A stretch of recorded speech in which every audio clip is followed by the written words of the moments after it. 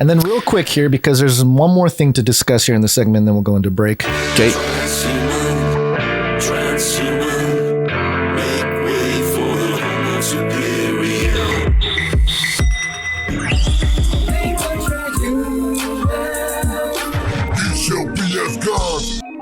Yeah, well, some of that's not working out for some folks.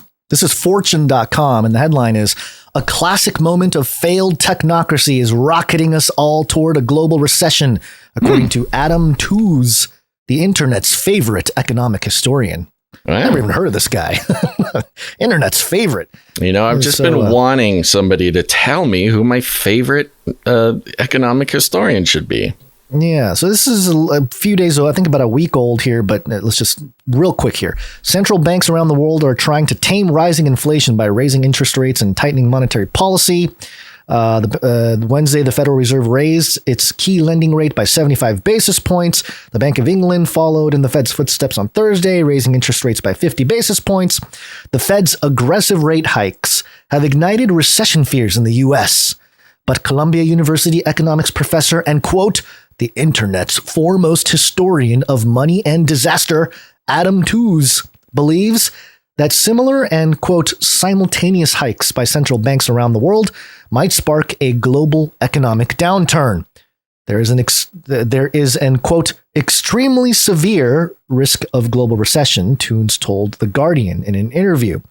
The economist made a name for himself during the pandemic through his widely read newsletter Chartbook and his data-driven predictions on the future of the global economy, often combined with a historical perspective on what could constitute an economic disaster in the future.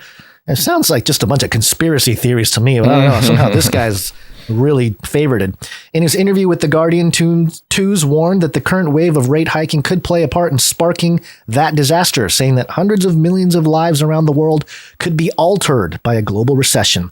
Quote, "This will mark those people's lives for the rest of their lives," he said.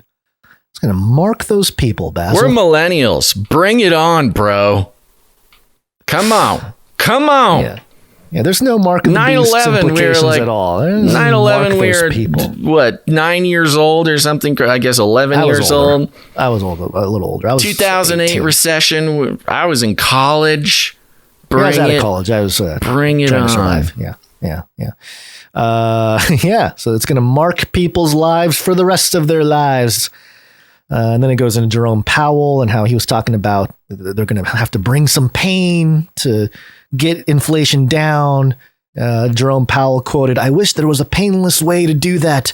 There isn't." And everybody freaked out and sell. So anyway, it's funny because, you know, the technocrats are the ones initiating all this change. And this guy is saying, oh, the technocrats are responsible for the economic downturn, but they're the ones benefiting. They're the ones buying everything on the cheap. So I don't see any of this being a problem for the technocrats. No.